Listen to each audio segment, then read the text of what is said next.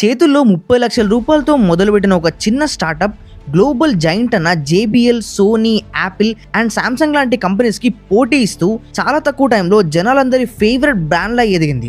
ఒకప్పుడు simple cable wires అమ్మడం నుంచి మొదలుపెట్టి ఇప్పుడు ఇండియాస్ నెంబర్ 1 వేరబుల్ కంపెనీలా మారిన బోట్ స్టోరీ అంత ఈజీగా ఏం జరగలేదు.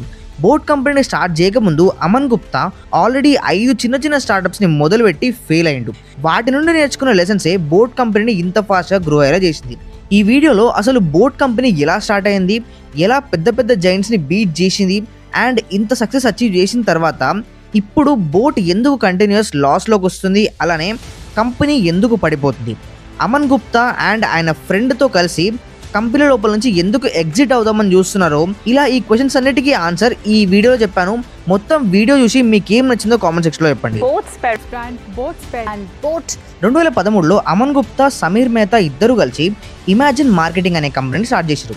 అప్పట్లో బోట్కి సంబంధించిన ఐడియానే వాళ్ళ మైండ్లో లేదు.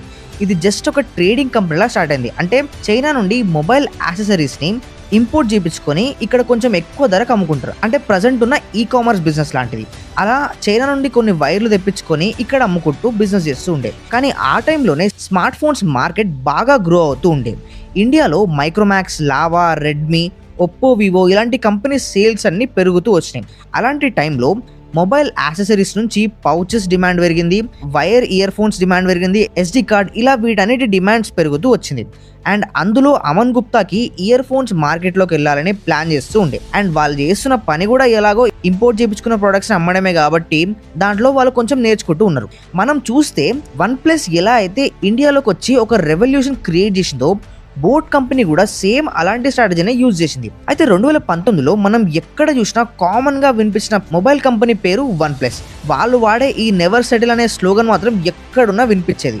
అంతెందుకు 2019లో OnePlus company Apple and Samsung phone sales ని కూడా బీట్ చేసి నెంబర్ 1 పొజిషన్లోకి వచ్చింది. ఇప్పుడు క్వశ్చన్ ఏంటిదంటే, మార్కెట్లో అప్పుడు Vivo, Oppo, Redmi, Huawei, Samsung, Apple ఇలాంటి చాలా కంపెనీస్ ఉన్నప్పటికీ OnePlus ఎలా తోపైంది? దానికి OnePlus వాడిన ఒక స్ట్రాటజీ బోట్ కంపెనీ కూడా యూజ్ చేసింది. అదే కరెక్ట్ మార్కెటింగ్ పొజిషన్. మార్కెట్లో 4 రకాల మొబైల్ సెగ్మెంట్స్ ఉంటుండే. ఒకటి అల్ట్రా ప్రీమియం, సెకండ్ది ప్రీమియం, నెక్స్ట్ సబ్ ప్రీమియం, దాని కింద ఎకానమీ లేదా అఫోర్డబుల్ రేంజ్ అంటారు. అయితే ఈ అల్ట్రా ప్రీమియం రేంజ్లో అప్పటికే యాపిల్ ఎస్టాబ్లిష్ అయిపోయి ఉంది. వీళ్ళు 85,000 కన్నా ఎక్కువ ప్రైస్ ఉండే మొబైల్స్ అమ్ముతూ ఉండే. అండ్ దాని కింద ప్రీమియం సెగ్మెంట్లో సామ్సంగ్ కంపెనీ వాళ్ళు ఉండే 55,000 నుంచి 80,000 మధ్యలో మంచి క్వాలిటీ మొబైల్స్, ఫ్లాగ్షిప్ ఫోన్స్ అమ్ముతుండే. అండ్ దీంతో పాటు సామ్సంగ్ అఫోర్డబుల్ రేంజ్లో ఒప్పో, వివో, లావా మొబైల్స్కి పోటీ ఇస్తూ వాటితో కూడా కాంపిటీషన్ పడుతుంది. ఇవి 10 నుంచి 15,000 ప్రైస్ సెగ్మెంట్లో ఉంటుండే. అయితే ఇక్కడే OnePlus company sub premium segment market మొత్తాన్ని టార్గెట్ చేసింది. ఈ మార్కెట్ ఎట్లాంటిదంటే, జనాల దగ్గర డబ్బులు ఉన్నాయి, వాళ్ళకి ఏంటంటే యాపిల్ అంత బడ్జెట్ లేదు కానీ అలాంటి ఫీచర్స్ ఉండే మంచి ఫ్లాగ్షిప్ ఫోన్స్ కావాలి.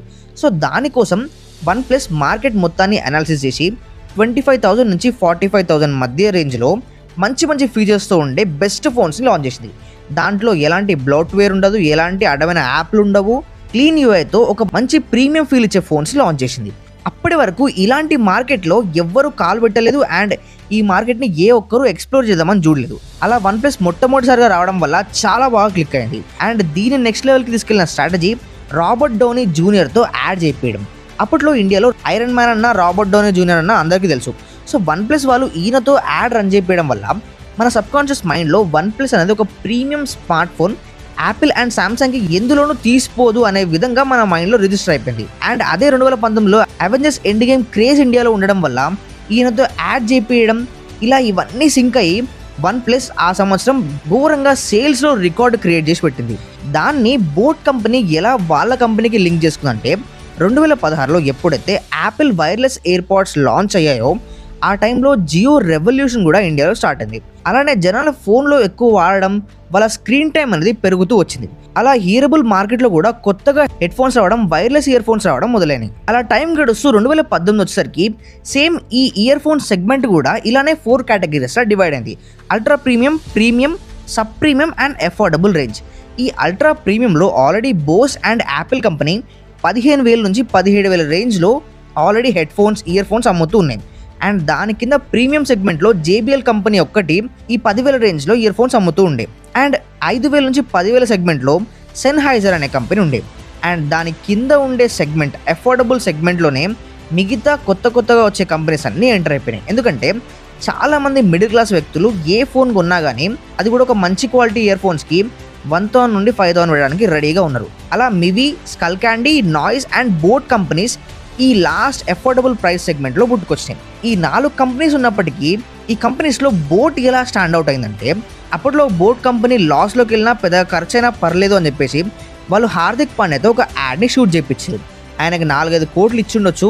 సో అంత ఖర్చు పెట్టి ఆ షూట్ చేయించి ఒక సెలబ్రిటీతో ఎండోర్స్మెంట్ చేయించి ఒక యాడ్ రన్ చేస్తే ఎంత ప్రాఫిటబుల్ ఉంటుందో బోట్ కంపెనీ ప్రూవ్ చేసి చూపించింది. ఎప్పుడైతే హార్దిక్ పాండ్యాతో యాడ్ వీళ్ళు చేసిరో యాడ్ ఘోరంగా వైరల్ అయిపోయి జనాలందరిలోకి బోట్ ఒక ప్రీమియం బ్రాండ్, బట్ అవి అఫోర్డబుల్ ఇయర్ ఫోన్స్ తయారు చేస్తుంది అని వాళ్ళ బ్రెయిన్లో రిజిస్టర్ అయిపోయింది. సేమ్ OnePlus ఎలా అయితే రాబర్ట్ డౌనీ జూనియర్తో చేయించిందో వీళ్ళు ఇలా చేయొచ్చు. అలానే వీళ్ళ ఇయర్ ఫోన్స్ మంచి బిల్డ్ క్వాలిటీ, ప్రీమియం ఫీల్ ఇస్తుండడం వల్ల ఈ వైర్లెస్ ఇయర్ ఫోన్స్కి చాలా డిమాండ్ పెరిగిపోయింది. దాని తర్వాత వీళ్ళు హార్దిక్ పాండ్యాతోటే ఆగకుండా కియారా, రణ్వీర్ సింగ్ అండ్ ఇలాంటి actors, cricketers, famous musicians, DJs వాళ్ళతోటి ఇన్ఫ్లుయెన్సెస్తో పాటు కూడా యాడ్ క్యాంపెయిన్స్ రన్ చేసిరు. అండ్ అప్పుడు మొదలైన యాడ్స్ ఇప్పుడు రీసెంట్గా వచ్చిన కల్కి మూవీ ప్రభాస్ గారితో కూడా బుజ్జి బోట్ స్పీకర్ యాడ్ చేయించారు. ఇలా ఒక యూత్ సెంట్రిక్ బ్రాండ్లా బోట్ కంపెనీని ఎస్టాబ్లిష్ చేశారు. జనాలకి 999 రూపీస్ నుంచి 2,999 ప్రైస్ పెట్టాలి అనుకుంటే ఏ బ్రాండ్ బాగుంటుందని ఎవరు అడిగినా కానీ బోట్ కొనేసుకోని కళ్ళు మూసుకొని చెప్తున్నారు. అంత మంచి బ్రాండ్ వాల్యూ వీళ్ళు క్రియేట్ చేసుకున్నారు. యాక్టర్స్తో యాడ్సే కాకుండా Aman Gupta company imagine marketing వాళ్ళు అమెజాన్ అల్గారిథంని కూడా మాస్టర్ చేసేసారు. అప్పట్లో వీళ్ళు అమెజాన్ని వాడినంత ఏ బ్రాండ్ వాళ్ళు కూడా యూజ్ చేయలేదు. ఫ్లాగ్షిప్ అని జనాలకి ఇయర్ ఫోన్స్ అందిస్తూ మ్యాసివ్గా రివ్యూస్ ఇప్పించుకున్నారు. అట్రాక్టివ్ ప్రోడక్ట్ పేజెస్ని క్రియేట్ చేసి ఫెస్టివల్ టైంలో ఎక్కువ డిస్కౌంట్స్ ఇస్తూ వీటిని అమ్మారు. ఇలా ఈ ఇయర్ ఫోన్స్ TWS మార్కెట్లో బోట్ అమెజాన్లోనే నెంబర్ 1 బెస్ట్ సెల్లర్లా అయ్యింది. మిగతా గ్లోబల్ బ్రాండ్స్ అన్నీ ఒక సంవత్సరంలో 2 నుండి 3 ప్రోడక్ట్స్ లాంచ్ చేస్తే బోట్ మాత్రం 50కి పైగా ప్రోడక్ట్స్ని ప్రతి సంవత్సరం లాంచ్ చేస్తూ వచ్చింది. బోట్ ఒక టెక్నాలజీ కంపెనీ కన్నా ఎక్కువ ఒక లైఫ్ స్టైల్ బ్రాండ్లా మారిపోయింది. బోట్ స్పీకర్స్ అయితే పక్కా గేమ్ చేంజర్ అనే చెప్పొచ్చు. వాళ్ళ ప్రైస్ సెగ్మెంట్లో అంత మంచి క్వాలిటీతో ఈవెన్ JBL వాళ్ళు వేరే పెద్ద కంపెనీస్ కూడా అలాంటి ప్రైస్లో ఆ క్వాలిటీ ఇయ్యలేకపోయింది. అండ్ బోట్ కంపెనీకి అదొక బంపర్ హిట్ అయింది. ఇలానే ఫాస్ట్ ఎక్స్పాన్షన్ చేస్తూ ఈ స్పీకర్స్ నుంచి స్మార్ట్ ఫోన్స్ లోపల కూడా బోట్ లాంచ్ అయింది. కానీ ఇంత సక్సెస్ చూశాక మిగతా బ్రాండ్స్ ఎందుకు ఊరుకుంటాయి? 2020 నుండి 2023 వచ్చేసరికి బోట్కి కాంపిటీషన్గా సేమ్ బోట్ ఫార్ములానే యూజ్ చేసి చాలా బ్రాండ్స్ అనేవి పుట్టుకొచ్చాయి. ఎగ్జాంపుల్కి Noise, Boult, Fire Boltt, Mivi, Realme, OnePlus, Oppo ఇవన్నీ బడ్జెట్ ఆడియో అండ్ స్మార్ట్ వాచెస్లోకి ఎంటర్ అయ్యి బోట్ మార్కెట్ మొత్తాన్ని క్యాప్చర్ చేసే పనిలో పడ్డాయి. దీనికి రిజల్టే బోట్ రెవెన్యూ అనేది ప్రాఫిటబుల్గా ఉండే ప్లేస్ నుంచి కొన్ని ఏళ్లుగా దీని రెవెన్యూ మొత్తం పడిపోయే స్టేజ్కి వచ్చేసింది. ఫైనాన్షియల్ ఇయర్ 2023 అండ్ 2025 రెవెన్యూ చాలా డౌన్ఫాల్ అయింది. 2023లో 3,377 కోట్ల రూపాయల రెవెన్యూ చేస్తే 2025 వచ్చేసరికి 3,073 కోట్లు చేసారు. అంటే 300 కోట్ల రూపాయల రెవెన్యూ ఇక్కడ తగ్గిపోయింది. దీనికి మేజర్ రీజన్ బోట్ సక్క పనిచేయకపోవడం కాదు, దానికి పెరిగిపోయిన కాంపిటీటర్స్. కానీ మనకి తెలుసు కదా, IPO వచ్చే ముందు ఏ కంపెనీ లాస్లో ఉన్నా కానీ ఆ ఒక్క సంవత్సరం అది ప్రాఫిట్లోకి వచ్చేస్తుంది. అలా ఈ ఇయర్ అది 61 crores ప్రాఫిట్లోకి వచ్చింది. కానీ ఇక్కడ మెయిన్ ట్విస్ట్ ఏంటిదంటే, ఎప్పుడైతే కంపెనీ IPO లోపలికి వచ్చి లిస్ట్ అవుతుందో దాని తర్వాత ఇన్ని కష్టాలు పడి ఒక బ్రాండ్లా చేసిన అమన్ గుప్తా అండ్ సమీర్ మెహతా వీళ్ళిద్దరూ కంపెనీ లోపల నుంచి ఎగ్జిట్ అయిపోతున్నారు. బోట్ డౌన్ఫాల్ అవ్వడానికి కొన్ని మెయిన్ రీజన్స్ ఉన్నాయి. లైక్ వాళ్ళు మేక్ ఇన్ ఇండియా పార్ట్నర్షిప్ తీసుకున్నప్పటికీ మేజర్గా వైర్లెస్ ఇయర్ ఫోన్స్లో ఉండే కాంపోనెంట్స్ అన్నీ చైనా OEMs పైననే డిపెండ్ అయి ఉండడం వల్ల వీళ్ళకి పెద్ద మొత్తంలో లాసెస్ రావచ్చు. కొత్తగా స్మార్ట్ వాచెస్ తీసుకొచ్చింది కానీ అవన్నీ చైనా నుండి మ్యానుఫ్యాక్చర్ అయ్యి వస్తున్న బ్రాండ్సే కాబట్టి ప్రతి కంపెనీ అలానే చేస్తుండడం వల్ల మిగతా కంపెనీ వాచెస్కి బోట్ వాచెస్కి ఏం తేడా లేకుండా పోయింది. అండ్ ఇంకొకటి, ఈ లాసెస్ ద్వారా ఇది ఇంత పడిపోయింది కదా, ఇవన్నీ పక్కన పెట్టేసి బోట్ కంపెనీ ఇప్పుడు కొత్త ఇన్నోవేషన్స్ చేయడానికి ట్రై చేస్తుంది. వీళ్ళు మేడ్ ఇన్ ఇండియా పార్ట్నర్షిప్ తీసుకొని 2022లో డిక్సాన్ టెక్నాలజీతో కలిసి వైర్లెస్ డివైసెస్ని లోకల్గా ఇక్కడే అసెంబుల్ చేయడం స్టార్ట్ చేశారు. దీనివల్ల బోట్కి చాలా మొత్తంలో మార్జిన్స్ మిగలడం స్టార్ట్ అయ్యాయి. అలానే వీళ్ళు కొత్త మార్కెట్ సెగ్మెంట్లోకి ఎంటర్ అయ్యి కొన్ని ఎక్స్పెరిమెంట్స్ చేయడం స్టార్ట్ చేశారు. ఎగ్జాంపుల్కి గేమింగ్ హెడ్ ఫోన్స్లోకి ఎంటర్ అయ్యారు. సౌండ్ బార్స్ ఆల్రెడీ చెప్పినాం. చేకి పెట్టుకునే ఈ స్మార్ట్ రింగ్స్ని కూడా తయారు చేస్తారు. అలానే ఎక్కువ మంది జనాల్ని అట్రాక్ట్ చేయడం కోసం లిమిటెడ్ ఎడిషన్ కొలాబరేషన్స్ చేస్తూ కొన్ని చేంజెస్ చేస్తూ వచ్చారు. బట్ ఎన్ని చేసినా ఈ ఇన్నోవేషన్ మాత్రం ఏ కంపెనీ ఆలోచించుండదు. బోట్ ఇప్పుడు ఒక పెద్ద ఇన్నోవేషన్ని బ్యాక్ ఎండ్లో చేయబోతుంది.